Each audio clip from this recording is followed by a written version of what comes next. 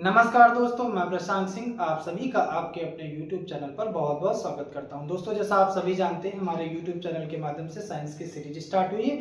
Science में हम लोगों ने बायोलॉजी की क्लासेस स्टार्ट करी है। बायोलॉजी में हम लोगों ने एक टॉपिक पूरा क्लियर किया, वो है सेल। सेल से रिलेटेड सारे टॉपिक्स हमारे क्लियर हो चुके हैं और लेक्चर नंबर 1 से लेकर के लास्ट तक आप सेल से रिलेटेड देखेंगे। सारी चीजें आपको वहां पर हमारे चैनल में आपको मिलेंगी, जाकर के प्लेलिस्ट में जाकर के देख सकते हैं। उसके आगे हम लोगों ने क्या किया, सेकंड जो टॉपिक स्टार्ट किया वो हमारा digestive system in human being, जिसमें हम लोगों ने 3 क्लास क्या कर दी, अपलोड कर चुकी है। आज की हमारी क्लास जो 4th क्लास है वो आज हम लोग देखते हैं उसी के आगे। दोस्तों, जैसा हम लोगों ने देखा कि हमने डाइजेस्टिव सिस्टम को पढ़ने के लिए डाइजेस्टिव सिस्टम को 2 पार्ट में डिवाइड किया। एक हमारा है एलिमेंट्री कनाल और दूसरा हमारा है एसोसिएटिव ग्लैंड। तो एलिमेंट्री कनाल को हम लोगों ने क्या किया, उसके जो अलग अलग पार्ट्स में स्टडी करी। सबसे पहले हम लोगों ने क्या किया, बकल कैविटी। बकल कैविटी से रिलेटेड जो भी चीजें थी हमने देखा। बकल कैविटी के अंदर जो इंपॉर्टेंट ऑर्गन्स हैं, जैसे हमने टीथ के बारे में सारी चीजें देखी, टीथ के बारे में या टंग के बारे में, सलाइवरी ग्लैंड के बारे में, डाइजेशन के बारे में, माउथ के अंदर कैसा डाइजेशन होता है, ये सारी चीजें बकल कैविटी से रिलेटेड हमने देखा।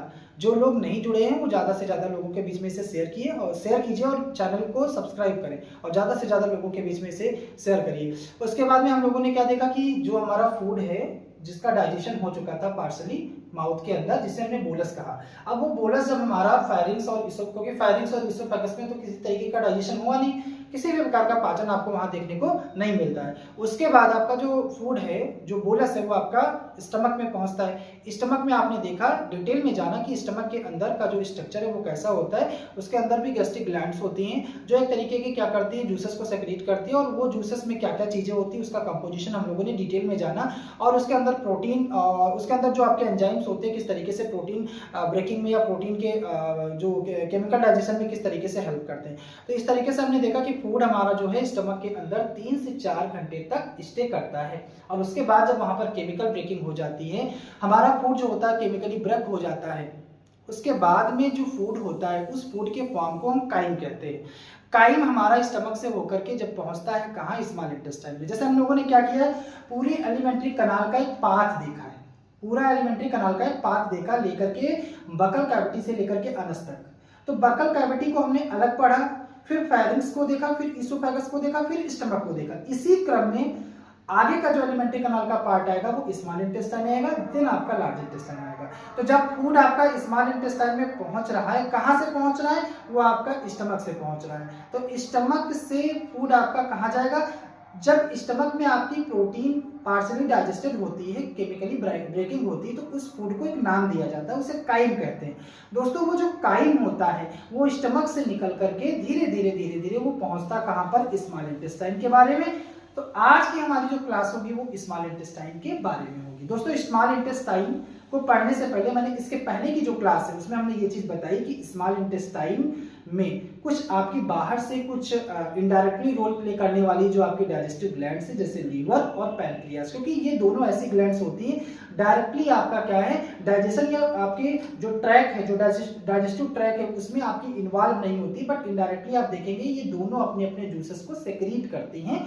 कहां पर करती, वो आपके स्मॉल इंटेस्टाइन में करती है। स्मॉल इंटेस्टाइन का भी एक पार्ट होता है जिसे ड्यूडेनम कहा जाता है। तो ड्यूडेनम में लीवर से आने वाला बाइल जूस और पैनक्रियास से आने वाला पैनक्रियाटिक जूस, जब आपका बाइल जूस आएगा लीवर से और इधर से पैनक्रियास से पैनक्रियाटिक जूस आएगा, दोनों एक कॉमन डक्ट बनाएंगे जिसे आप क्या बोलेंगे, जिसे आप पैनक्रियाटिक या आप कहेंगे क्या, बाइल पैनक्रियाटिक डक्ट कह सकते हैं, या एक तरीके से आप हेपेटिक, इसको पर्टिकुलर नाम जो दिया जाता है हेपेटिक पैनक्रियाटिक डक्ट बोला जाता है, जो कॉमन पाथ होता है जहां से आपका दोनों का जूस आकर के ड्यूडेनम में आकर के पोर होता है या आकर के सेक्रेट होता है। और वहां पर फिर आपका ये केमिकल ब्रेकिंग में हेल्प करते हैं, क्योंकि आपको पता है पैनक्रियाटिक जूस में भी कुछ एंजाइम्स होते हैं और वो आपके जो प्रोटीन या प्रोटीन कार्बोहाइड्रेट जो न्यूट्रिएंट्स होते हैं, जैसे कार्बोहाइड्रेट, प्रोटीन और फैट को क्या करते हैं, ब्रेक करने में हेल्प करते हैं। ऐसे आपका देखे होंगे कि आप जो बाइल जूस होता है वो क्या करता है, तो बाइल जूस आपका एमल्सिफिकेशन में हेल्प करता है। एमल्सिफिकेशन क्या होता है, तो फैट को छोटे छोटे आपको जो ग्लोब्यूल्स होते हैं, छोटे छोटे आपके ड्रॉपलेट में उसको क्या करता है, ब्रेक करने का काम करता है, यानी एमल्सिफिकेशन में आपका बाइल जूस हेल्प करता है, फैट को डिकम्पोज करने में हेल्प करता है। तो ये सारी चीजें हमने इसके पहले वाली क्लास में देखा। लीवर के बारे में डिटेल से जान लिया था, पैनक्रियास के बारे में डिटेल से जान लिया था, उसका डाइजेशन में किस तरीके से रोल होता है, किस तरीके से वो रोल प्ले करता है, ये सारी चीजें हमने उस क्लास में देख ली थी। उसी क्लास को आज हम लोग आगे करते हैं, उसी को आगे लेकर के चलते हैं। तो हम लोग देखेंगे क्या कि आपका जो फूड जब हमारा ड्यूडेनम वाले पार्ट में आ जाता है ब्रेकिंग के बाद में, आगे की क्या प्रोसेस है वो आज की क्लास में हम लोग डिटेल में जानेंगे। दोस्तों, जब फूड हमारा ड्यूडेनम में ब्रेक हो चुका है, अब क्या होता है कि हम लोग आज की क्लास में पूरा स्मॉल इंटेस्टाइन के बारे में जानेंगे। तो दोस्तों, आज की हमारी जो क्लास है वो है स्मॉल इंटेस्टाइन। स्मॉल इंटेस्टाइन क्या है? तो मैंने अभी बताया कि बकल कैविटी से लेकर के एक फूड पाइप जो अनस तक की है पूरी, अगर इसको ऐसे स्ट्रेट कर दे यूं, है ना, तो उसी का एक क्या है, बीच का कुछ पार्ट होता है ये यही। अगर इसको हम सीधा खींचे, अपनी पूरी फूड पाइप को अगर सीधा खींचे तो कुछ ऐसा आपको मिलेगा। तो यही बीच का एक पार्ट होता है, किसका? ये पूरी एलिमेंट्री कैनाल का एक पार्ट होता है स्मॉल इंटेस्टाइन। और दूसरा इसी के आगे वाला पार्ट जो होता है वो आपका होता है लार्ज इंटेस्टाइन, जिसको हम आगे देखने वाले हैं। तो आज हम लोग देखेंगे स्मॉल इंटेस्टाइन के बारे में, जिसे छोटी आंत कहा जाता है, इसके बारे में जानते हैं। दोस्तों, जैसे क्या है कि ये आपकी जो स्मॉल इंटेस्टाइन है, अगर हम इसकी लेंथ के बारे में बात करें, देखो इसका नाम स्मॉल इंटेस्टाइन है, लेकिन इसकी लंबाई जो है वो लार्ज इंटेस्टाइन से ज्यादा है। ऐसा क्यों है? तो जो स्मॉल इंटेस्टाइन है इसकी लंबाई लार्ज इंटेस्टाइन से ज्यादा होते है जरूर, लेकिन इसका जो डायमीटर होता है वो लार्ज इंटेस्टाइन के डायमीटर से कम होता है। तो अगर इसका डायमीटर कम है और लार्ज इंटेस्टाइन का डायमीटर ज्यादा है, तो इस वजह से क्या किया गया कि स्मॉल इंटेस्टाइन का नाम, देख पा रहे हैं फिगर में आप देखिए, ये आपका स्मॉल इंटेस्टाइन है, इसका डायमीटर देखिए, और ये लार्ज इंटेस्टाइन है, इसका डायमीटर देखिए। तो इसका डायमीटर ज्यादा है, इसका डायमीटर कम है, और इसी वजह से इसका जो है नाम किया गया है, और डायमीटर के बेसिस पे इसको स्मॉल इंटेस्टाइन कहा गया और इसको लार्ज इंटेस्टाइन किया, बल्कि इसकी लेंथ जो है वो स्मॉल की जाता है। तो स्मॉल इंटेस्टाइन की लेंथ कितनी होती है? तो आज हम ये जानते हैं कि आपकी छोटी आंत की लंबाई कितनी होती है। तो छोटी आंत की लंबाई जो है वो होती है 6 से 7 मीटर। पूरी एलिमेंट्री कैनाल की जो लंबाई होती है वो आपकी 32 फीट होती है, ये भी हमने बता चुके हैं, पहले इसके बारे में देख चुके हैं। अब उसी का पार्ट आपका जो है स्मॉल इंटेस्टाइन, उसकी जो लेंथ होती है वो 6 से 7 मीटर होती है। अगर हम इसकी डाया की बात करें, डायमीटर इसका कितना होता है, व्यास इसका कितना होता है? तो इसका डायमीटर बेटा होता है इसका डायमीटर होता है 2.5 सेंटीमीटर। ठीक है। अब इसका स्मॉल इंटेस्टाइन के पार्ट्स देखेंगे कि कौन कौन से इसके पार्ट्स होते हैं। तो पार्ट्स आप इसके 3 पार्ट होते हैं, बेसिकली स्मॉल इंटेस्टाइन के 3 पार्ट होते हैं। ठीक है।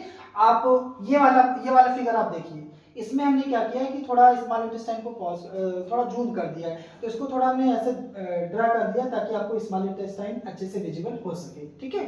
तो स्मॉल इंटेस्टाइन के 3 पार्ट होते हैं, कौन कौन से होते हैं? तो फर्स्ट आपका पार्ट होता है ड्यूडेनम, जो कि सबसे छोटा पार्ट होता है, ड्यूडेनम।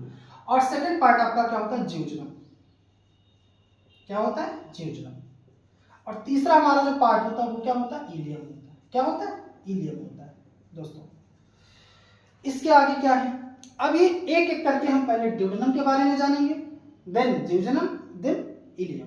तो ड्यूडेनम के बारे में देखिए। अच्छा, आपको यहां से चीजें समझ में आ रही होंगी कि ये आपको कुछ स्ट्रक्चर ऐसा दिख रहा है, ये सी शेप में, यही स्मॉल इंटेस्टाइन का यही पार्ट जो सी शेप में आपको दिखाई पड़ रहा है, इसी को ड्यूडेनम कहा जाता है। और आपका जो स्टमक से जब फूड आता है काइम के फॉर्म में, तो सबसे पहले इसी पार्ट में आता है, और इसी पार्ट से आपके 2 बाइडक्ट, यहाँ से आपकी एक डक्ट जो है, जो हेपेटिक पैनक्रेटिक जो डक्ट होती है वो भी आपकी कनेक्ट होती है, यहीं से आकर के जो अपना जूस आकर के इसी में सेक्रेट करती है। ये हमने आपको प्रीवियस क्लास में बताया है। अब ये ड्यूडेनम का शेप कैसा होता है? तो ये आपका ड्यूडेनम का शेप सी शेप में होता है, सी शेप में होता है। इसकी अगर लेंथ की बात करें कि इसकी लंबाई कितनी होती है, तो ये सबसे तीनों स्मॉल इंटेस्टाइन के तीनों पार्ट में से सबसे छोटा पार्ट जो होता है वो ड्यूडेनम का ही होता है। ड्यूडेनम की लंबाई अगर हम बात करें तो होती है 25 सेंटीमीटर, सबसे छोटा पार्ट होता है। ठीक है। अब इस ड्यूडेनम का जो शेप सी हो गया, लंबाई आपकी इतनी होगी। अब ड्यूडेनम में बस इतना होता है कि जो आपका जूस आता है, पैनक्रेटिक जूस और आपका जो बाइल जूस, तो वो आकर के यहीं पे पूर होता है। तो इसका मतलब यहाँ पर क्या होता है कि यहाँ पर ब्रेकिंग होती है। तो ड्यूडेनम के अंदर जो डाइजेशन होता है, या कौन कौन से न्यूट्रिएंट्स किस किस फॉर्म में ब्रेक होते हैं उसके बारे में हमने इसके पहले वाली क्लास में देखा था कि ट्रिप्सिन कहाँ से आता है, ट्रिप्सिन एंजाइम्स कौन सेक्रेट करता है, या किस जूस में ट्रिप्सिन एंजाइम्स होता है, उसका काम क्या होता है। ठीक है, ऐसे ही हम लोगों ने लाइपेज के बारे में देखा था, है ना, और इसके बारे में पैनक्रेटिक एमाइलेज के बारे में देखा था। वो सारे आपके पैनक्रेटिक जूस में कुछ एंजाइम्स होते हैं, उसके बारे में और उनके फंक्शन के बारे में इसके पहले वाली क्लास में हम लोगों ने देख लिया था। अब ये बात हुई ड्यूडेनम की, तो आपको अच्छा एक बात और क्लियर करते हैं कि ये जो ड्यूडेनम है सब यहां से तो आपको क्लियर होगा कि ये सी शेप में है। अगर ड्यूडेनम को सीधा ऐसे खींच करके एक पाइप बना दें, बिल्कुल स्ट्रेट कर दें, सीधी कर दें, तब अगर आपसे पूछे कि अब आप पहचानिए कि कौन ड्यूडेनम है, कौन पार्ट ड्यूडेनम है, कौन इलियम, तब आप कैसे पहचानेंगे? तब आपका तो सी से जो शेप था वो तो चला गया। अब आप कैसे बताएंगे कि कौन सा ड्यूडेनम है या कौन सा? तो दोस्तों ऐसा होता है कि ये जो इंटेस्टाइन होती है या एलिमेंट्री कनाल होती है, अगर हम इसकी इस पाइप की इसकी लेयर देखें तो ये बेसिक इसकी जो वाल होती है इंटेस्टाइन की, उसमें 4 आपकी लेयर होती है। कौन कौन सी लेयर होती है? तो आपकी एक होती है म्यूकोसा, एक होती अंदर की जो वाल होती है उसे म्यूकोसा कहते हैं। क्या कहते हैं? म्यूकोसा। इधर लिख देते हैं म्यूकोसा। अंदर की सबसे अंदर की लेयर को म्यूकोसा, उसके ऊपर की सब म्यूकोसा, और इसके ऊपर की आपकी जो होती है वो आपकी मस्कुलरेसिस होती है, मस्कुलरेसिस, और सबसे बाहर की जो होती है वो सीरोसा होती है। ठीक है, तो ये जो मिकोसा और सब मिकोसा वाले पार्ट में देखेंगे, किसमें? ड्यूडेनम वाले पार्ट में, तो वहां पर क्या होगा, एक ग्लैंड्स आपके प्रेजेंट होगी, ये यहाँ पर। इस ग्लैंड को क्या कहते हैं? इस ग्लैंड को आपका कहते हैं ब्रूनर्स ग्लैंड कहते हैं, और ये जो ब्रूनर्स ग्लैंड होती है वो आपकी इसी वाले पार्ट में प्रेजेंट होती है। तो आप बता सकेंगे क्या कि जहां पर ब्रूनर्स ग्लैंड प्रेजेंट होती है वो आपका कौन सा पार्ट होता है? वो आपका ड्यूडेनम वाला पार्ट होता है। कौन सा पार्ट होता है? ड्यूडेनम वाला पार्ट होता है। ठीक है, और ज्यूजेनम में ऐसा कुछ नहीं होता है। हाँ, इलियम में क्या होता है कि लिम्फाइड टिश्यू इसके ऊपर प्रेजेंट होते हैं, इसकी आपकी जो मिकोसा सब मिकोसा वाली लेयर होती वहां पर प्रेजेंट होता है, और ये आपका ये कुछ आपका लिम्फाइड टिश्यू जिसे आप क्या कहते हैं? जिसे आप पेयर पैचेस कहते हैं। क्या कहते हैं? Pair patches. तो यहाँ पर आप देखेंगे कि इलियम वाले पार्ट में आपको कुछ ऐसे लिम्फाइड टिश्यू आपको चिपके हुए दिखेंगे, या इसी की लेयर में मिकोसा वाली लेयर में पाए जाएंगे लिम्फाइड टिश्यू होंगे, जिन्हें आप पेयर पैचेस कहेंगे, और ये जो पेयर पैचेस होते हैं वो इसी वाले पार्ट में पाए जाते हैं, इलियम वाले पार्ट में दोस्तों। और जो ड्यूडेनम वाला होता है वहां पर आपका ब्रूनर्स ग्लैंड पाई जाती है। तो जहां जहां पर ब्रूनर्स ग्लैंड पाई जाएंगी वो पार्ट आपका ड्यूडेनम, और जहां जहां पर आपके पेयर पैचेस पाए जाएंगे उस वाले पार्ट को क्या बोला जाएगा? इलियम, और जहां पर ऐसा कुछ नहीं पाया जाएगा वो आपका ज्यूजेनम। क्लियर हो गया?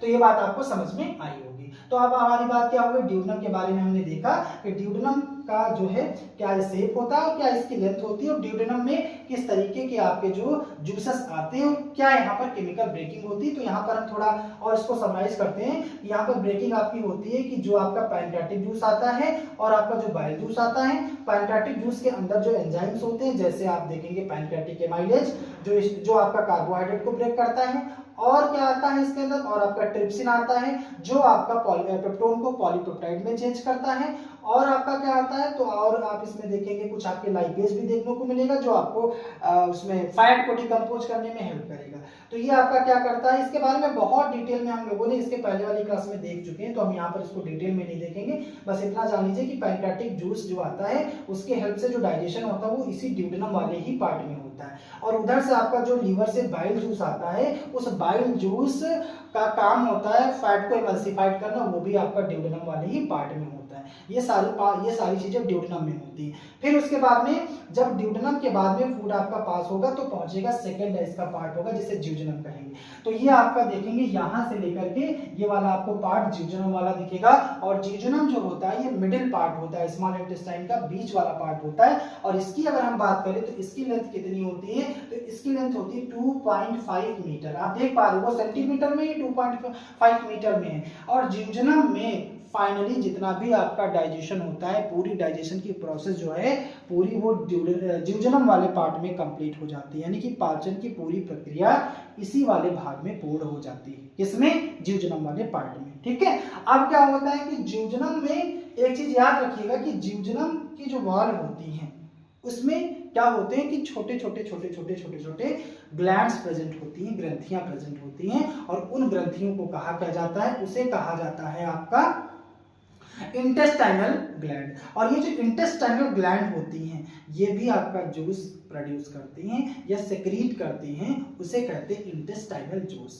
यानी कि आंतरीय ग्रंथियां जो होती हैं, जो छोटी आंत में उपस्थित होती हैं, इनका काम क्या होता है, तो ये आंतरीय रस स्रावित करती हैं, इंटेस्टाइनल जूस प्रोड्यूस करती हैं।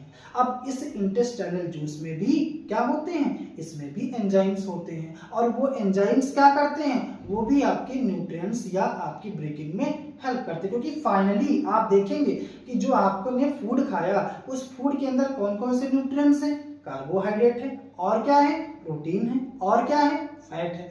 कार्बोहाइड्रेट आपका जो है वो कॉम्प्लेक्स फॉर्म में है, फाइनली जब उसका डाइजेशन हो जाएगा, छोटे छोटे उसका जो मॉलिक्यूल्स है, माइक्रो मॉलिक्यूल्स क्या था, जैसे स्टार्च हो गया, माइक्रो, कार्बोहाइड्रेट की वो फॉर्म जो माइक्रो फॉर्म में है, बड़े बड़े मॉलिक्यूल्स में, माइक्रो न्यूट्रिएंट्स जो हैं, और जब वो फाइनली ब्रेक हुआ छोटे पार्ट्स में, छोटे पार्टिकल्स में, जिससे बोला गया ग्लूकोज, तो आपका वो माइक्रो न्यूट्रिएंट्स हो गया। तो जो ये आपके न्यूट्रिएंट्स हैं, जब ये माइक्रो से माइक्रो में आते हैं, तो फाइनली जो माइक्रो न्यूट्रिएंट वाली स्टेट है वो आपको यहीं पे मिलेगी। फाइनली सारे न्यूट्रिएंट्स आपके यहाँ पर क्या हो जाएंगे, ब्रेक हो जाएंगे, अपने माइक्रो फॉर्म में आ जाएंगे। जैसे कार्बोहाइड्रेट आपका ग्लूकोज के फॉर्म में आ जाएगा, फैट आपका जो है वो फैटी एसिड और ग्लिसरॉल में आ जाएगा, और आपका जो प्रोटीन है वो आपका अमीनो एसिड में पूरा फाइनली हो जाएगा। तो अब हम लोग क्या देखेंगे कि ज्यूजनम की वाल में जो आपकी इंटेस्टाइनल जो ग्लैंड्स प्रेजेंट होती है वो क्या स्रावित करती हैं, वो आपकी सेक्रीट करती हैं, वो आपकी बताती, वो निकालती हैं इंटेस्टाइनल जूस। और ये जो इंटेस्टाइनल जूस होता है ये कैसा होता है, क्योंकि इसका पीएच आप देखेंगे तो 7 से 8 आपका निकल के इसका पीएच आएगा, और पीएच इसका 7 से 8 के बीच में रहेगा। तो उसका नेचर कैसा रहेगा, आपको पता है कि जिस भी सब्सटेंस का पीएच 7 से ऊपर होता है उसका जो नेचर होता है, उसकी जो प्रकृति होती है वो क्षारीय होती है, अल्कलीन होती है, यानी कि वो बेसिक नेचर का हो जाएगा। तो ये भी बेसिक नेचर का हो जाएगा। अच्छा एक बात और आपको बताएं कि ड्यूडेनम का एक और काम होता है कि ये जब हमारा फूड स्टमक से आता है तो वहां पर आपको पता है HCl रिलीज होता है, तो वो जो फूड आपका आता है काई, वो बहुत ही ज्यादा एसिडिक नेचर का हो जाता है, क्योंकि वहां पर एसिड होता है। तो जब आपका ड्यूडेनम आता है तो कुछ यहाँ पर एंजाइम्स होते हैं जो उस एसिडिक इन्वायरमेंट में एक्टिवेट नहीं हो पाते हैं। तो जो बाइल और आपका पैनक्रेटिक जूस आता है जो कि बेसिक नेचर का होता है, वो आकर के उसको थोड़ा न्यूट्रलाइज करता है, एक तरीके से उसकी जो एसिडिक नेचर है उसको कम करता है, ताकि वो जो आपके एंजाइम्स हैं वो एक्टिवेट हो सके, है ना। तो अब क्या होता है कि ज्यूजनम की जो इंटेस्टाइनल जूस निकला उसका कंपोजिशन देखेंगे तो इसमें जो एंजाइम्स होते हैं वो कौन कौन से एंजाइम्स होते हैं, और उस एंजाइम्स का क्या क्या काम होता है, क्योंकि हमें फाइनल आज यहाँ पर डाइजेशन की प्रोसेस को कंप्लीट करनी है। तो हमको पता चल गया कि जो इंटेस्टाइनल जूस है उसके अंदर हार्मोन्स भी होते हैं, उसके अंदर जूसेस भी होते हैं, और उसके अंदर म्यूकस भी निकलता है, और उसके अंदर कुछ और आपके सब्सटेंस भी रिलीज होते हैं। लेकिन यहाँ पर हमें डाइजेशन की प्रक्रिया पढ़नी है, हमें पाचन की प्रक्रिया पढ़नी है, तो उसमें सिर्फ डाइजेशन के बारे में ही जानना है। तो क्या होगा कि जो ये ज्यूजनम वाले पार्ट में जो आपका इंटेस्टाइनल ग्लैंड इंटेस्टाइनल जूस को स्रावित करेंगी, सेक्रेट करेंगी, उसमें से पहला जो एंजाइम्स हम पढ़ेंगे वो हमारा हो जाएगा क्या, अमीनो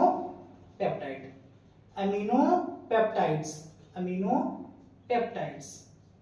अच्छा एक बात मुझे बताइएगा कि प्रोटीन की ब्रेकिंग कहाँ से शुरुआत हुआ था, प्रोटीन कहाँ से ब्रेक होना चालू हुआ था।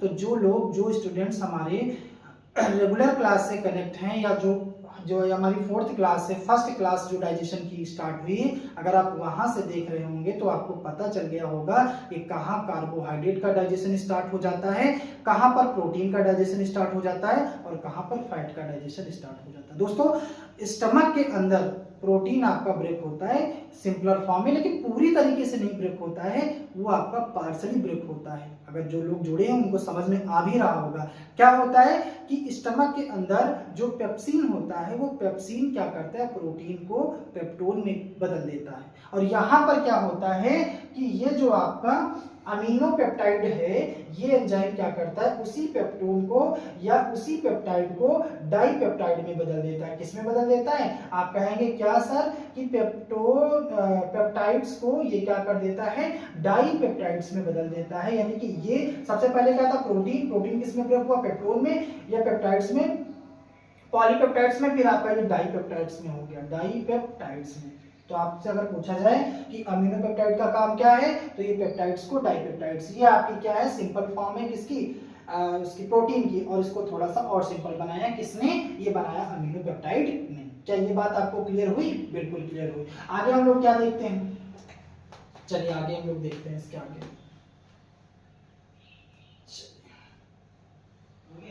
इसके आगे हम लोग क्या देखते हैं बेटा कि इसके दूसरा हमारा जो इसी के आगे का एंजाइम्स है वो हमारा इरिप्सिन है। ये एंजाइम्स आपको बहुत इंपॉर्टेंट रोल प्ले करते हैं और बहुत ही इंपॉर्टेंट फैक्ट हैं। आप एंजाइम्स का काम मत भूलिएगा कि डाइजेशन में सबसे ज्यादा अगर कोई रोल प्ले करते हैं तो ये एंजाइम्स ही करते हैं। फूड को ब्रेक करने का काम एंजाइम्स का ही होता है। और जगह जगह पे कौन कौन से एंजाइम्स आपको बकल कैविटी से लेकर के पूरा स्मॉल इंटेस्टाइन तक हम आपको बता करके एक एक एंजाइम्स का नाम बता रहे हैं। तो आप एंजाइम्स का रोल मत भूलिएगा या एंजाइम्स का क्या काम होता है ये बिल्कुल मत भूलिएगा। अब आप एरप्सिन पे आ जाइए। एरप्सिन का काम क्या होता है कि जो अभी मैंने आपको नीचे जैसे बताया था कि जो आपका अमीनो पेप्टाइड था उसने क्या किया, पॉलीपेप्टाइड को चेंज किया था किसमें, डाईपेप्टाइड में। इसने क्या किया, इसने डाईपेप्टाइड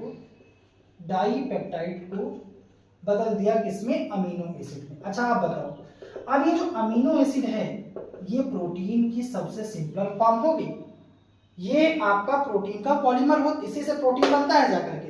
तो ये जो प्रोटीन था आपका कॉम्प्लेक्स फॉर्म में, अगर हम कहें ये कुछ ऐसे था, बड़ा मॉलिक्यूल था, माइक्रो मॉलिक्यूल था, माइक्रो ये आपका मैक्रो जो मॉलिक्यूल था या मैक्रो आपका न्यूट्रिएंट जो था वो फाइनली आपका जो ब्रेक हुआ वो किसमें हो गया, माइक्रो न्यूट्रिएंट में हो गया। किसमें हो गया, कहाँ हो गया, ये जियोजेनम वाले पार्ट में हुआ है, याद रखिएगा। फिर उसके बाद में ये बात आप, अब इसका मतलब प्रोटीन का पूरा हो गया सफाया, यहाँ से प्रोटीन आपका काम खत्म हो गया। प्रोटीन ने का पूरा जो ब्रेकिंग है, केमिकल डाइजेशन है, ब्रेकिंग है, वो कंप्लीट हो गई। अगला हमारा जो आपका एंजाइम्स आ जाएगा वो कौन सा हो जाएगा, वो हमारा लाइपेज आ जाएगा। और ये लाइपेज क्या करेगा, एंजाइम्स लाइपेज आपको जहां जहां मिले इसका रिलेशन किससे निकाल लेना, इसका रिलेशन हमेशा ये डिकम्पोजिशन ऑफ फैट को ही डिकम्पोज करेगा। ये क्या करेगा, तो ये आपका जो फैट जो ग्लिसरॉल था उस लिपिड था, लिपिड को इसमें किसमें बदल दिया, लिपिड को इसने ग्लिसरॉल या फैटी एसिड में, ग्लिसरॉल एंड फैटी एसिड, ये भी इसके क्या होते हैं, ये भी इसके सिंपल फॉर्म में होते हैं या माइक्रो न्यूट्रिएंट्स होते हैं। आपका फैट क्या होता है, फैट आपका माइक्रो न्यूट्रिएंट्स होता है। उस फैट को ब्रेक करने का काम किसने किया, लाइपेज ने किया। क्या किया, लिपिड को उसने ग्लिसरॉल और फैटी। डायरेक्ट क्वेश्चन ऐसे आता है कि लाइपेज का फंक्शन क्या होता है या लाइपेज का काम क्या होता है या कौन सा ऐसा एंजाइम्स होता है जो फैट को ब्रेक करता है। फैट ब्रेकिंग में, फैट को डिकम्पोजिशन में हेल्प करने वाला एंजाइम्स कौन सा है, वो हमारा लाइपेज है। तो ये बात आपको समझ में आई, एरिप्सिन का काम। फिर क्या आया समझ में, लाइपेज का काम। इसके बाद में कुछ और इंपॉर्टेंट आपके हैं, जैसे माल्टेज।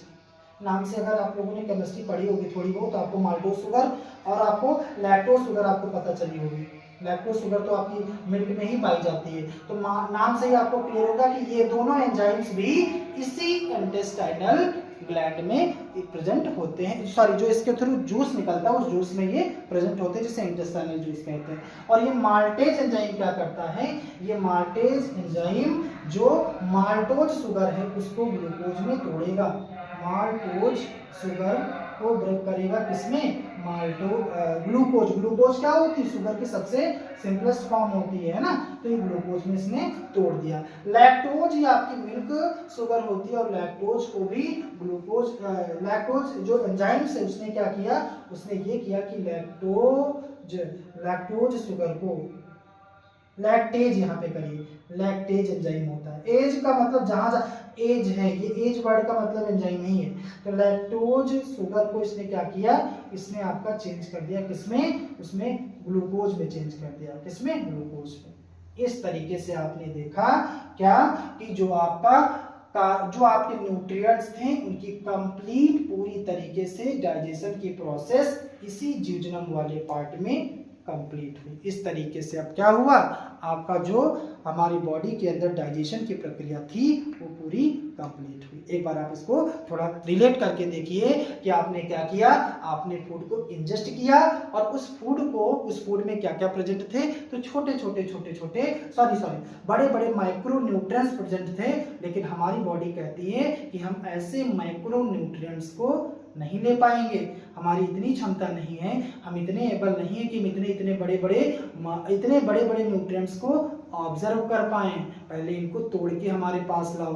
तो क्या होता है, इसके लिए क्या हुआ, हमारे अंदर नेचुरली बहुत सारी चीजें डेवलप करी, बहुत सारी चीजें हमारी हैं जो उन्होंने क्या किया, जैसे जब माउथ में इंजेस्ट हुआ तो पूरी एलिमेंट्री कनाल में जब आप स्मॉल इंटेस्टाइन तक पहुंचेंगे, अलग अलग हिस्सों पे अलग अलग पार्ट्स में अलग अलग जूस निकलेंगे और उन जूसेस में अलग अलग क्या होंगे, एंजाइम्स सेक्रेट होंगे। और एंजाइम्स का काम क्या होगा कि वो अलग अलग न्यूट्रिएंट्स को अलग अलग समय पर अलग अलग तरीके की ब्रेकिंग करेंगे। जिसमें आपने देखा स्टमक में कैसे ब्रेकिंग हो गई, स्मॉल इंटेस्टाइन में फाइनली ब्रेकिंग कैसे हो गई, और अलग अलग कुछ आपकी एसोसिएटिव ग्लैंड्स ने भी क्या किया, ब्रेकिंग में हेल्प करी। तो आपको बात समझ में आ गई होगी, यहाँ पर आपको एक टॉपिक भी क्लियर हो रहा होगा कि किस तरीके से लार्ज जो आपके मॉलिक्यूल्स थे वो सिंपली फाइनली जो स्मॉल इंटेस्टाइन के जिजोनम वाले पार्ट में थे वो फाइनली क्या हो गए, एक छोटे छोटे मॉलिक्यूल्स में ब्रेक हो गए, माइक्रो फॉर्म में आ गए। और उस माइक्रो फॉर्म को हमारे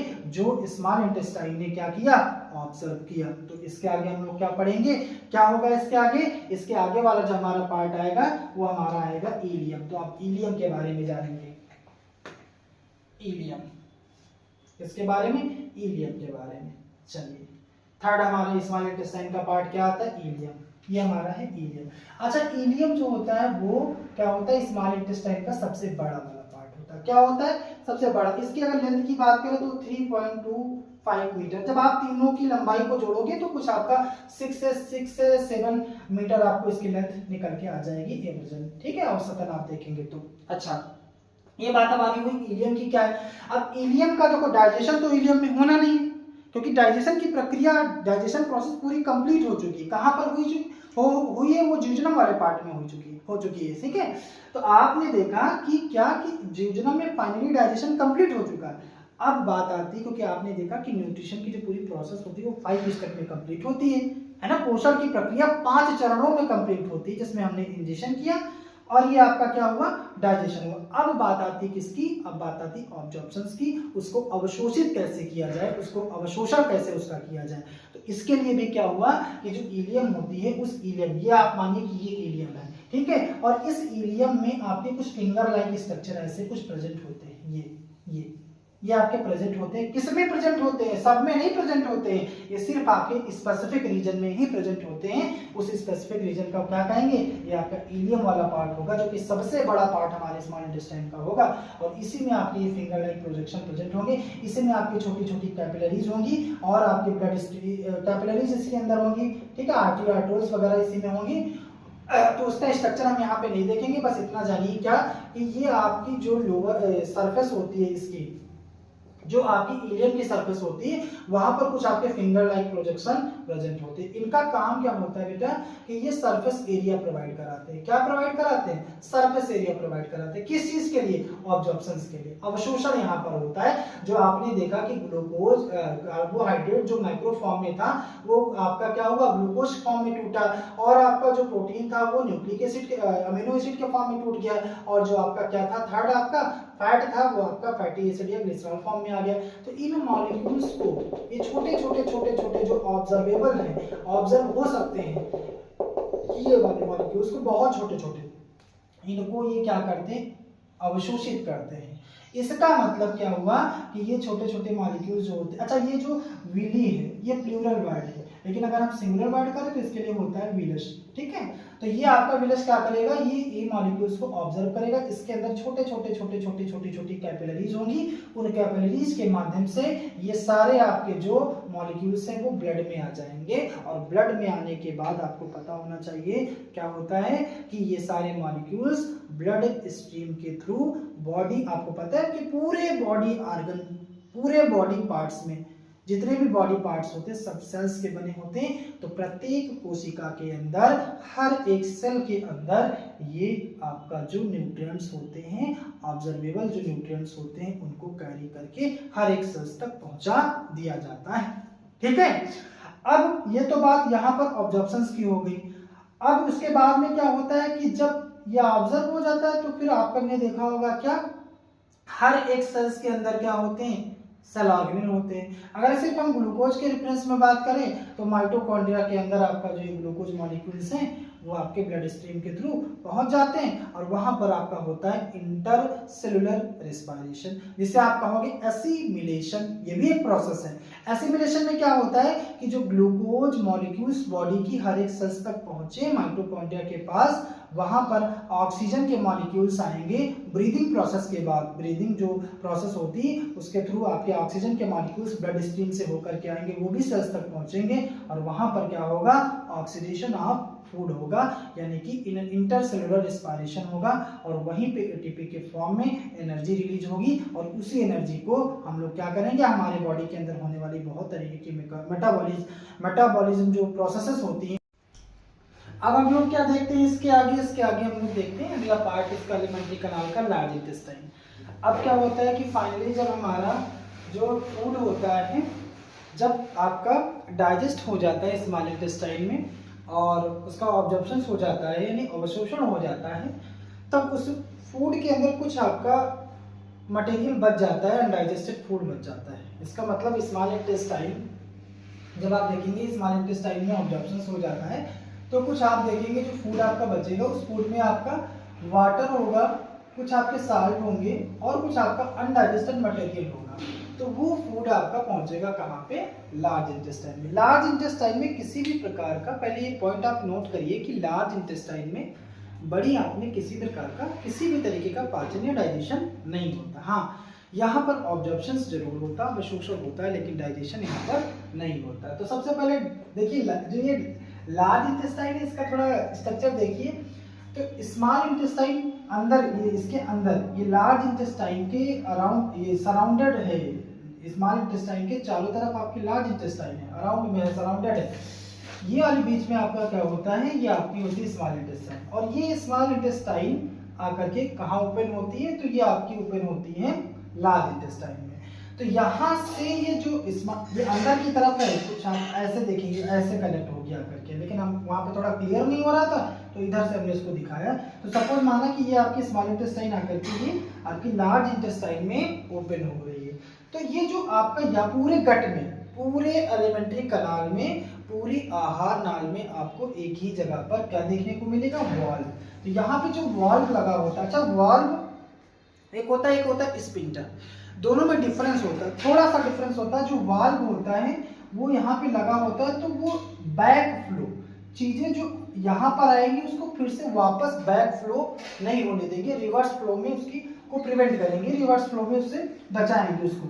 ठीक है, कोई भी जैसे मटेरियल यहाँ से स्मॉल इंटेस्टाइन से लार्ज इंटेस्टाइन में आ गया तो फिर से वो मैटर बैक नहीं होगा। वॉल आपका जहां जहां पर भी प्रेजेंट होगा उसका काम यही होगा कि वो एक यूनि डायरेक्शनल होगा, एक ही डायरेक्शन में वो खुलेगा, फिर एक बार जो उससे गुजर जाती चीजें तो दोबारा बैक नहीं हो पाती। लेकिन स्पिंटर में क्या होता है, स्पिंटर जो होते हैं वो क्या करते हैं, वो दोनों बाई होते, बाई डायरेक्शनल होते, मतलब चीजें इधर से उधर और उधर से इधर, दोनों की डायरेक्शन में इधर से उधर हो सकती है। जैसे सपोज आपने देखा कि स्पिंटर का अगर एग्जांपल ले ले तो जैसे आपने देखा था कि जो बाइल डक्ट थी या जो आपकी जो वो पैनक्रियाटिक डक्ट थी, दोनों आकर के क्या कर रही थी, दोनों आकर के वो ड्यूटम में ओपन हो रही थी, उनके बीच में स्पिंटर लगा हुआ था।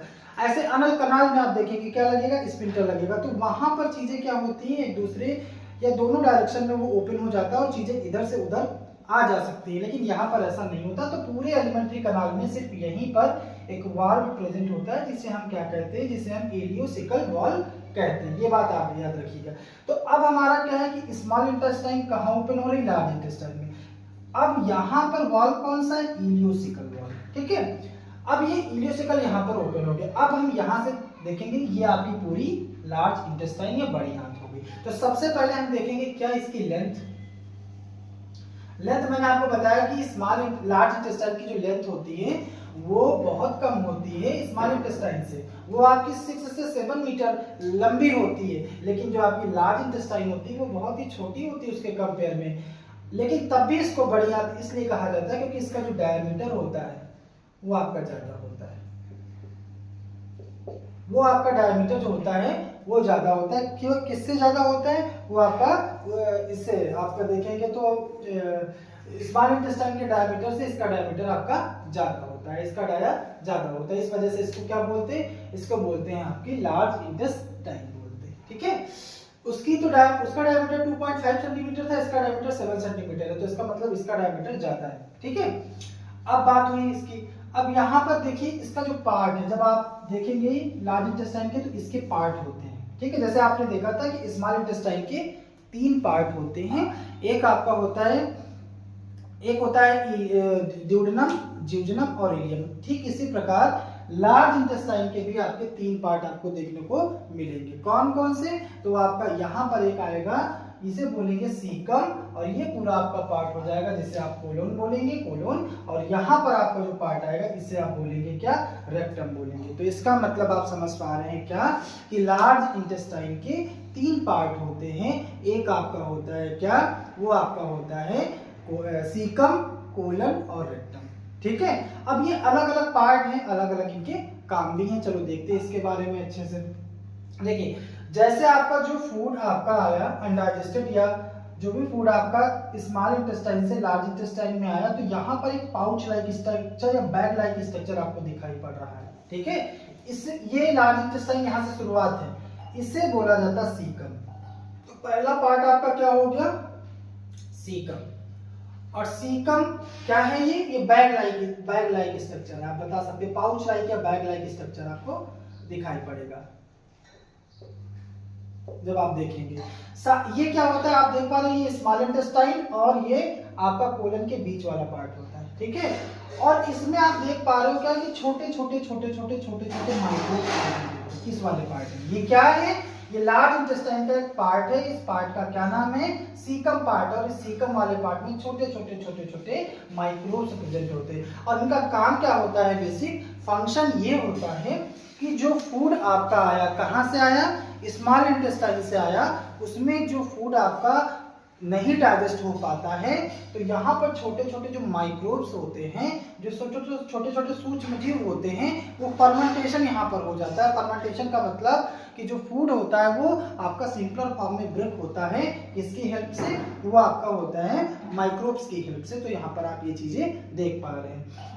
तो आप बता भी सकते हैं कि सीकम का काम क्या होता है? तो आप बताएंगे कि फर्मेंटेशन ऑफ अनडाइजेस्टेड फूड या इंजेस्टेड फूड कह सकते हो। यहाँ पर जो फूड इंजेस्ट हुआ उसका क्या करता है? फर्मेंटेशन करता है। और क्या होता है? यहाँ पर आप देखेंगे कि स्ट्रक्चर आपको दिखेगा, टेल लाइक स्ट्रक्चर, ये निकला हुआ आपको दिखेगा। ठीक है, ये एक्सटेंडेड है। किसका एक्सटेंडेड पार्ट है? ये इसी सीकम का ही ये थोड़ा सा बढ़ा हुआ पार्ट है। ये फिंगर लाइक प्रोजेक्शन कहो या टेल लाइक प्रोजेक्शन कहो, ये निकला हुआ पार्ट है जिसे हम बोलते हैं वर्मीफॉर्म अपेंडिक्स। और ये बहुत इंपॉर्टेंट मतलब हमारे लिए तो नहीं है। क्यों? क्योंकि इसका कोई भी डाइजेशन में रोल नहीं होता। ये माना जाता था कि इसका कोई डाइजेशन में रोल नहीं होता है। ये एक तरीके से वेस्टेजियल ऑर्गन होता है। कैसा होता है? ये एक अवशेषी अंग होता है। और अवशेषी अंग का काम क्या होता है कि वो हमारे लिए कोई भी उसका काम नहीं होता है। लेकिन कभी कभी क्या होता है कि इसमें इन्फ्लेमेशन हो जाए, इसमें किसी भी तरीके का इन्फेक्शन हो जाए। अब इन्फेक्शन कैसे होता है? कभी कभी आपको पता है जितने भी आपके एनिमल्स होते हैं, एनिमल्स में ये फंक्शनल होता है। जो आपके एनिमल्स होते हैं, जो घास खाने वाले ग्रास ईटर जो होते हैं, उसमें ये फंक्शनल होता है, ये काम करता है, उनके अंदर सेलुलोज का डाइजेशन हो जाता है। लेकिन हमारे लोगों में सेलुलोज का डाइजेशन नहीं होता है, ये काम भी नहीं करता है।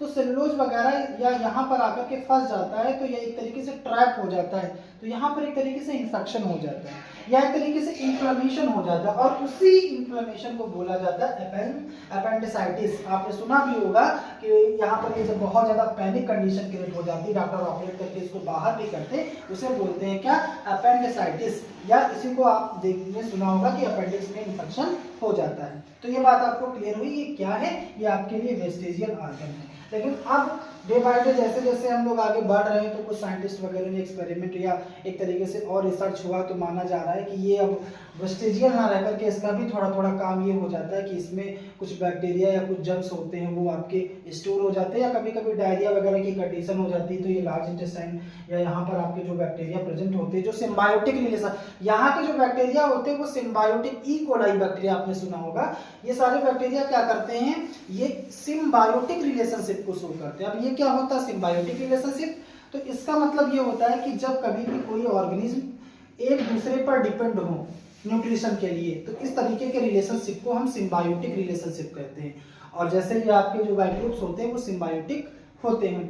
तो यहाँ पर ये क्या करते हैं, जैसे डायरिया वगैरह की कंडीशन हो जाती है, तो यहाँ पर आपके माइक्रोब्स वगैरह चले जाते हैं जो हमारे लिए बहुत यूजफुल होते हैं, तो माना जाता है कि यहाँ पर ये स्टोर हो जाते हैं। ये साइंटिस्ट ने रिसर्च किया, पता किया, बाकी अभी कोई ऐसा रिटन फॉर्म में हमें देखने को नहीं मिला। लेकिन इतना बस याद रखिए कि सीकम इसका फर्स्ट पार्ट हो गया, और यहाँ पर क्या चीज होता है या फंक्शन इसका क्या होता है, तो आपने बताया कि सर यहाँ पर फंक्शन इसका फर्मेंटेशन होता है।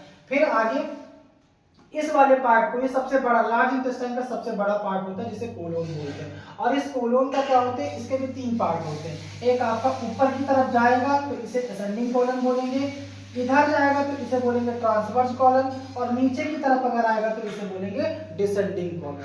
ठीक है, डायरेक्शन के बेसिस पे जो कॉलन होता है वो सबसे बड़ा पार्ट होता है, और उसके 3 पार्ट हो जाते हैं। ऊपर जो जा रहा है वो असेंडिंग, इधर आपका जो आ रहा है वो ट्रांसवर्स कोलन, और ये आपका डिसेंडिंग। इसकी लेंथ आप 10 to 20 सेंटीमीटर, इसकी लेंथ आपकी 25 to 30 सेंटीमीटर, और ये आपको थोड़ा सा कर्व शेप में इसी का पार्ट आपको दिखेगा, इसे बोलेंगे सिग्मोइड कोलन। ठीक है, तो इस तरीके से आप देख पा रहे हैं क्या कि जो आपका कोलन होता है वो उसके 4 पार्ट होते हैं, 4 पार्ट्स इसके होते हैं। एक असेंडिंग कोलन जो ऊपर की तरफ जा रहा है, फिर आपका ऐसे जो है वो ट्रांसवर्स है, और नीचे की तरफ आ रहा है वो डिसेंडिंग है, और ये आपका कर्व शेप में जो कोलन बन रहा है उसे सिग्मोइड कोलन कहते हैं। बेसिक आपसे पूछा जाए कि इस कोलन का काम क्या होता है, तो कोलन का काम बस यही होता है, वो जान लेना है कि सीकम का तो आपको मैंने काम बता ही दिया। अब इसका आप जानिए क्या कोलन का काम क्या होता है, कि यहाँ पर आपने देखा कि जो स्मॉल इंटेस्टाइन से फूड आया उसमें क्या क्या था, तो उसमें वाटर था,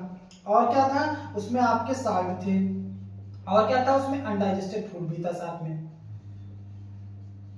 तो ये जो आपका वाटर और साल्ट होता है इसको यहीं पे अवशोषित कर लिया जाता है, ऑब्जर्व कर लिया जाता है इसी को यहीं पर, किसको, वाटर और साल्ट को इसी आपके कोलन वाले पार्ट में अवशोषित कर लिया जाता है। ये बात हो गई आपकी फिनिश। फिर आपका जो अनडाइजेस्टेड फूड है वो आपका कोलन से निकल के इसी का 3rd पार्ट आता है जिसे हम बोलते हैं रेक्टम, या इसी को कहते हैं आपका मलाशय, जहां पर आकर के आपका फीकल मैटर या आपका फीकस फॉर्म में जो अनडाइजेस्टेड फूड है वो आपका कलेक्ट होता है यहाँ पर आकर के। ठीक है, और आगे आपका यहाँ पर क्या चलेगा, यहाँ पे अनल कनाल चलेगी, और फिर आपका जो ओपनिंग पॉइंट होगा इसे अनस कहेंगे, इसके थ्रू आप क्या कर देंगे, आप जो फीकस है या जो अनवांटेड मटेरियल है, अनडाइजेस्टेड जो फूड है फीकस फॉर्म में, फीकल फॉर्म में, उसको आप क्या कर देंगे, उसको आप बाहर क्या कर देंगे, उसको निकाल देंगे, एक्सक्रीट कर देंगे। तो ये बात आपकी किसकी हुई, ये आपकी हुई लार्ज इंटेस्टाइन की। तो आपको पता चला कि लार्ज इंटेस्टाइन के 3 पार्ट होते हैं। एक आपका होता है क्या, ये आपका है सीकम, ये है कोलन, कोलन के भी आपके 4 पार्ट होते हैं। कौन कौन से, असेंडिंग, ट्रांसवर्स, डिसेंडिंग और सिग्मोइड। और उसके बाद में जब यहाँ पर वाटर और साल्ट ऑब्जर्व हो जाता है तो बचा हुआ जो अनडाइजेस्टेड आपका जो वेस्ट मैटर होता है, फीकल होता है, वो आकर के कहाँ पर कलेक्ट होता है, उसे बोलते हैं आप क्या, अनस, वो बोलते हैं रेक्टम, बोलते हैं मलाशय, बोलते हैं यहाँ। अच्छा, इसका जो साइज होता है वो 30 सेंटीमीटर रेक्टम का साइज होता है। और यहाँ पर जो आपका ये अनस है, ये कनाल है, इस अनल कनाल की अगर लेंथ की बात करें तो अनल कनाल जो होती है वो आपकी जो अनल कनाल होती है वो 3.8 सेंटीमीटर की होती है। कितनी सेंटीमीटर की होती है, 3.8 सेंटीमीटर की अनल कनाल होती है और इसमें दो आपके स्पिंचर्स लगे होते हैं। जैसे अनल कनाल हमने यहाँ बनाई, एक आपका ओपनिंग है, एक आपका इधर है। तो ये जो आपका बाहर का है इसे बोलते हैं आप एक्सटर्नल, और इसे बोलेंगे एक्सटर्नल स्पिंटल, और इसे बोलेंगे इंटरनल। तो आपका जो एक्सटर्नल स्पिंटल होता है वो हमारे कंट्रोल में होता है, और जो ऊपर का इंटरनल वाला होता है वो हमारे कंट्रोल में नहीं होता है। तो इस तरीके से ये वाला जो नीचे वाला पार्ट होता है ये आपके कंट्रोल में होता है। तो कभी भी आपको ऐसा कुछ होता है तो आप इसे कंट्रोल भी कर सकते हैं और इसको आप कंट्रोल नहीं कर सकते। तो इस तरीके से आपने आज क्या देखा, आपने देखा लार्ज इंटेस्टाइन और स्मॉल इंटेस्टाइन के बारे में डिटेल से जाना। और इस तरीके से हमारा जो फीकल मटेरियल होता है उसमें क्या क्या चीजें होती, तो फीकल मटेरियल में अगर आप देखेंगे तो जैसे इसमें कुछ आपके बायो पिगमेंट आपको देखने को मिल सकते हैं, कोलेस्ट्रॉल वगैरह देखने को मिलते हैं, कुछ आपके जर्म्स या बैक्टीरिया वगैरह भी देखने को मिल सकते हैं। तो इस तरीके से हमारा क्या हुआ, ये जो लार्ज इंटेस्टाइन वाला टॉपिक है वो आपका फिनिश हुआ, यानी डाइजेशन की पूरी प्रक्रिया आज हमारी फिनिश हुई। हम लोगों ने इस तरीके से हम लोगों ने क्या देखा कि हमारा पूरा डाइजेशन जो है पूरा कंप्लीट हुआ। हम लोगों ने क्या देखा कि हमने सबसे पहले फूड को इंजेस्ट किया, इंजेस्ट करने पर क्या हुआ, हमारा फूड माउथ में गया, माउथ में क्या हुआ, बकल कैविटी एलिमेंट्री कनाल का एक पार्ट है, इसके अंदर क्या क्या प्रेजेंट है, टीथ है, टीथ ने फूड को ब्रेक किया, मैकेनिकली ब्रेक किया, और उसके बाद में टंग ने अपना मस्टिकेशन में आपकी हेल्प करी। उसके बाद आपकी स्लाइवरी ग्लैंड ने क्या किया, स्लाइवा रिलीज किया, और स्लाइवा के अंदर क्या क्या चीजें हैं उन्होंने किस तरीके से डाइजेशन में ब्रेकिंग करी वो हमने देखा। उसके बाद हमारा फूड फेरिंग से पास हुआ, फेरिंग से इसोफेगस से निकला, और इस इसोफेगस से हमारा जो बोलस के फॉर्म में फूड है वो कहाँ पहुंचा, वो हमारा स्टमक में पहुंचा। स्टमक के अंदर आपकी जो स्टमक की इनर लाइनिंग है या वॉल है वहां पर क्या प्रेजेंट है, गैस्ट्रिक ग्लैंड प्रेजेंट है। गैस्ट्रिक ग्लैंड से गैस्ट्रिक जूस रिलीज हुआ, और गैस्ट्रिक जूस में प्रेजेंट जो आपके एंजाइम्स है उन्होंने फूड के अंदर जो न्यूट्रिएंट्स है उसकी क्या करी, ब्रेकिंग करी, और ये सब पूरी प्रोसेस होने में 3 to 4 आवर लग गए। और उसके बाद जो फूड का फॉर्म बना उसे काइम बोला गया। काइम को भेजा गया कहाँ पे, उसे स्मॉल इंटेस्टाइन। स्मॉल इंटेस्टाइन के 3 पार्ट पड़े, ड्यूडेनम, जियोजेनम, इलियम। ड्यूडेनम में बाइल जूस आया लीवर से, पैंक्रियाटिक जूस आया पैंक्रियास से, दोनों ने एंजाइम्स उसके अंदर थे, दोनों ने केमिकल ब्रेकिंग में, फूड की केमिकल ब्रेकिंग में क्या किया, अपना अपना इन्वॉल्वमेंट दिया। उसके बाद में क्या हुआ, फिर आपका फूड कहाँ पहुंचा, जियोजेनम में पहुंचा, और जियोजेनम में क्या था, इंटेस्टाइनल वॉल थी, उन्होंने अलग अलग तरीके के क्या किए, एंजाइम्स को रिलीज किया, सेक्रीट किया, और उन एंजाइम्स ने फूड के अंदर प्रेजेंट जो आपका जो न्यूट्रिएंट्स हैं कॉम्प्लेक्स फॉर्म में थे उनको फाइनली जो है वो फूड को ब्रेक कर दिया। पूरा कंप्लीट जो डाइजेशन की प्रक्रिया थी वो इसी पार्ट में कंप्लीट हुई। अब उसके बाद में आपका इलियम वाले पार्ट में जाकर के फूड आपका ऑब्जर्व हो गया, उसका अवशोषण हो गया, अवशोषित हो गया। अवशोषित होने के बाद आपका जो फूड है उसके अंदर कुछ आपके अनडाइजेस्टेड पार्ट है, या उसी फूड के अंदर कुछ आपका जो नहीं हो पाया था, जिसका ऑब्जर्प्शन नहीं हो पाया था स्मॉल इंटेस्टाइन, उसको भेज दिया गया लार्ज इंटेस्टाइन में। लार्ज इंटेस्टाइन में आकर के फूड के अंदर किसी भी तरीके का पाचन नहीं होता है, सिर्फ वाटर और उसका साल्ट का ऑब्जर्प्शन होता है, वो भी कोलन वाले पार्ट में होता है। क्योंकि लार्ज इंटेस्टाइन के हमने 3 पार्ट जाने, क्या जाना आपने, सीकम, कोलन, रेक्टम के बारे में जाना। उसके बाद फिर आपका अनल कनाल के थ्रू रेक्टम में आकर के आपका जो फीकल मैटर था वो कलेक्ट हो गया, और वो टाइम पे आपने क्या कर दिया, उस वेस्ट मटेरियल को आपने अनल कनाल के थ्रू, अनस के थ्रू उसे टाइम टू टाइम बाहर कर दिया। इस तरीके से पूरी जो डाइजेशन की प्रक्रिया थी वो आज की क्लास में कंप्लीट हुई। तो इस तरीके से हमारा एक टॉपिक और फिनिश हो गया, क्या, digestion and absorptions in human being, हमारी बॉडी के अंदर किस तरीके से डाइजेशन होता है, ये पूरा टॉपिक आपका फिनिश हुआ। Thank you so much.